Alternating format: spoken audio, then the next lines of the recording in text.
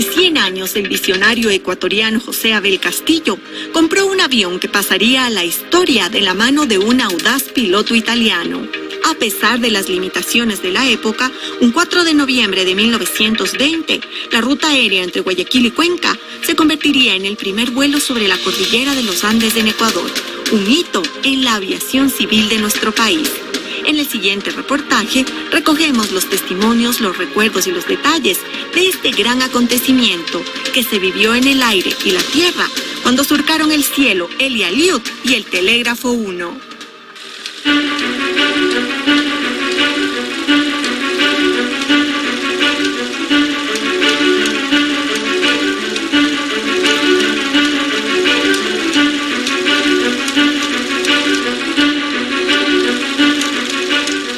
Esta es la historia de un hombre, una máquina y una hazaña. Volar por primera vez sobre los Andes ecuatorianos e integrar por medio del aire al país. Han pasado ya 100 años de esta memorable travesía y para entender su magnitud empecemos por conocer al hombre, al piloto. Elie Aliud nació en 1894 en Fiume Veneto, en el norte de Italia, y a sus 20 años estalló la Primera Guerra Mundial, en la que participó desde el aire. Y en las escuderías que él estuvo, porque estuvo cerca de 5 escuderías, en todas demostró habilidades y destrezas como piloto. Tuvo algunos de los vuelos impresionantes, era que él realizaba vuelos nocturnos, que esos vuelos lo hacían en la madrugada para detectar dónde estaban las bases enemigas y que sus compañeros puedan atacar. Las capacidades de Elie Aliud le llevaron a romper el récord mundial de velocidad en 1919 y también le hicieron merecedor de reconocimientos militares. Cuando acabó la guerra, la brújula de Aliud empezó a apuntar hacia Ecuador, específicamente hacia uno de los pioneros de la aviación nacional.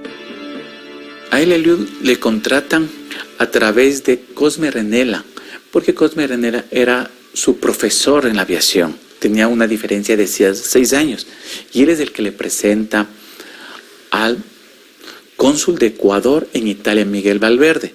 ¿Por qué ese acercamiento con Elie Aliud? Porque Elie Aliud ya en 1920 ya era director de una escuela de aviación en Italia e instructor, y le propone que viaje a Ecuador con la finalidad de abrir escuelas de aviación y sea instructor de la aviación. Elie Aliud entonces envía a un representante al Ecuador, pero las cosas no salieron de acuerdo a lo esperado. El plan inicial del representante de Aliud era vender esta idea al gobierno ecuatoriano para que se cree una escuela de aviación y por ende nazca la rama de la Fuerza Aérea en el país. Sin embargo, la llegada de su representante coincidió en un cambio de gobierno y en tal virtud hubo esta iniciativa de la empresa privada porteña.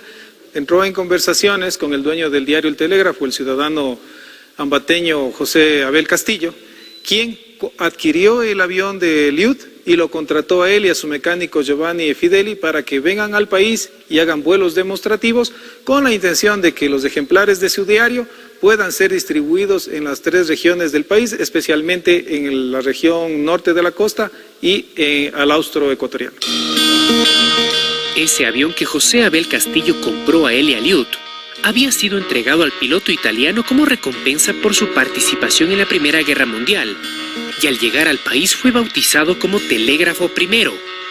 La iniciativa de promover las incursiones aéreas del piloto italiano le valió al director del rotativo porteño ser considerado como precursor de la aviación en el país. Abel Castillo para mí fue un papel muy importante para la aviación. Gracias a él fue que se dio inicio al contrato, al convenio, para que el Ecuador tenga escuelas de aviación y que Elie Aliud pueda venir. Elie Aliud llega a finales de 1920, en julio. Se reúne con las autoridades y realiza un vuelo el 9 de agosto por la tarde en demostración de sus habilidades. Creo que fue una emoción a nivel nacional. ¿A qué tanto la Junta Centenaria de Cuenca fue a Guayaquil para solicitar que por el centenario de Cuenca se realice un vuelo? La idea inicial fue desarmar el avión, llevarlo desde Durán hasta Huigra a bordo del tren y posteriormente a lomo de animales trasladarlo por los caminos que existían hacia Cuenca. en donde sería finalmente armado y realizarían los vuelos. Sin embargo, el piloto Liud se opuso totalmente, consultó con su mecánico Giovanni Fideli si es que la aeronave se encontraba en condiciones de surcar sobre los 5.000 metros de altura, a lo cual fue confirmado, y decidieron, utilizando un mapa que estaba en vigencia en ese entonces de Alejandro Humboldt, realizar la ruta desde Guayaquil por Naranjal, Molleturo y finalmente llegar a Cuenca. En todo ese trayecto, las poblaciones que disponían de telégrafos estarían atentos para informar a través de telegrafía el traslado del avión a Guayaquil. Esto se planificó realizar el día 3 de noviembre. Sin embargo, las malas condiciones meteorológicas que fueron reportadas por su compañero, también italiano, Ferruccio Gucciardi, que se había trasladado unos días previos a Cuenca, para justamente poder identificar el área que fue la Hacienda Jericó, en donde se trazó la cabecera de la pista con unas sábanas de color blanco. El reporte meteorológico no era favorable, así que se tuvo que posponer el vuelo para el siguiente día, que finalmente fue realizado. Y es así que al siguiente día, el 4 de noviembre, realiza el vuelo a las 9:30 de la mañana. Desconociendo un poco del ancho y la altura de la cordillera de los Andes, y con sus dos instrumentos o compañeros que eran la brújula y un reloj, logra despegar. El vuelo dura 1 hora 50, 1 hora 55 minutos. Mientras sobrevolaba la ciudad, botaba las postales de conmemoración por la independencia de Cuenca. También querían considerar el primer correo aéreo. Llevó 500 ejemplares del periódico El Telégrafo y 500 postales de Correos del Ecuador. Aquel 4 de noviembre de 1920, Cuenca era una fiesta. Y las anécdotas de la llegada del telégrafo primero se cuentan hasta nuestros días. Fue un día festivo, sabemos que hubo un banquete después que le hicieron un gran recibimiento a este personaje. Por esta razón, Elia Liud muchas cosas pronuncia en algunos libros sus palabras diciendo que se sintió en Cuenca como en su propia casa. Entonces se siente un apego de los cuencanos a este personaje tan especial que nos dejó como legado muchos de sus bienes en este museo.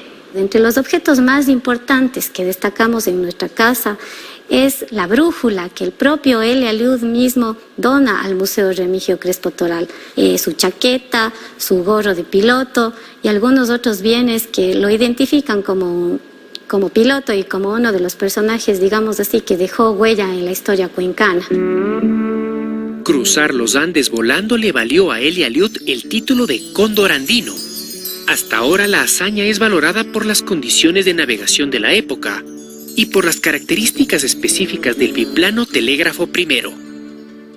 Bastante habilidad psicomotriz porque llevaban la brújula y el altímetro no instalados en la cabina del avión, sino alrededor del cuello o amarrada a una de las piernas, sumado al mapa. Entonces tenía que tener mucha habilidad psicomotriz para poder ir clareando, ir observando, ir asociando.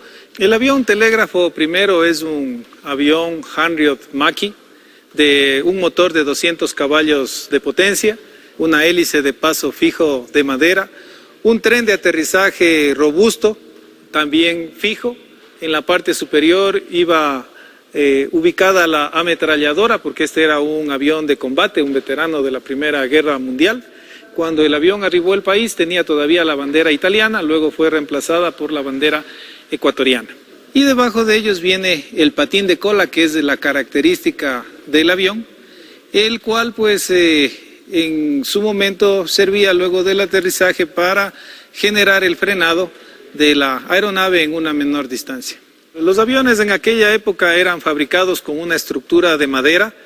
Para el accionamiento de las superficies de control se utilizaban también poleas y cables. Claro que estos cables no son metálicos, sino eran sogas. Era un avión bastante frágil y eso es lo que hace relevante el que se haya enfrentado a los colosos de los Andes. Pero ahí no acaba esta historia. Cuenca era solo el primer objetivo de un plan mucho más ambicioso. Elia Liud y su compañero Ferruccio Gucciardi se turnaron la cabina de pilotaje para surcar de sur a norte los Andes ecuatorianos, pasando por Riobamba, Quito, Ibarra y Tulcán. La travesía del telégrafo primero se extendió posteriormente hasta Pasto y Cali. La hazaña conseguida no solo es recordada en nuestro país, sino también en Italia, donde incluso se han editado versiones en cómic de las peripecias de Eliud en los Andes. Las historias de valor del cóndor andino han inspirado a muchos, empezando por su familia y trascendiendo a generaciones que han soñado con seguir sus pasos como caballero del aire. Mi abuelo, don Isaac Lituma, tenía aproximadamente unos 12, 14 años cuando se suscitó este vuelo. Él era oriundo de Gualaceo. Al no darse el vuelo el día 3, se anoticiaron en el resto de poblaciones cercanas y él junto pues a otros familiares y amigos se trasladó a Cuenca. Cuando yo era adolescente en las vacaciones del colegio, luego de los almuerzos, en las tertulias de la tarde, pues mi abuelo siempre comentaba el haber tenido esa maravillosa oportunidad de haber visto desde lo alto descender un punto que era el telégrafo primero, ver al aviador cómo agitaba sus brazos muy emocionados y al aterrizar también pues ser parte de esa población, de esa muchedumbre que daba vítores de alegría al cóndor de los Andes, como fue bautizado en Cuenca Eli Eliud. Y creo que fue un pilar fundamental junto con otros de nuestros héroes como Renela y Travesari, los que me animaron a seguir esta vocación por las armas.